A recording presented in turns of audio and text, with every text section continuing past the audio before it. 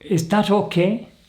You can see how desperately influential and damaging divisions and separations and identities are.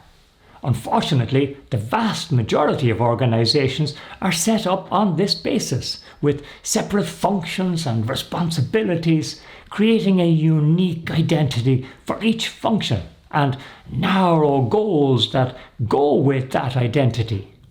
When this is so, many of the dynamics that we saw in the game will automatically come into play and will have effects on thinking and behaviour way beyond what any of the players are even aware of or in control of. They can undo all kinds of good intentions and goodwill. I hope this confirms to you the importance of your role as leader and the importance of getting everybody to buy into the overall goal and to consistently work towards achieving it.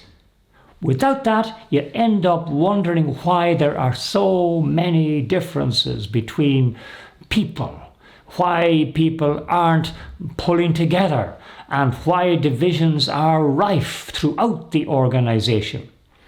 So much time and effort, meetings, and so much money is spent trying to get people to agree to plans and changes, and all the while the problem lies in the reality that they see their own welfare in the welfare of their own division or team being what matters.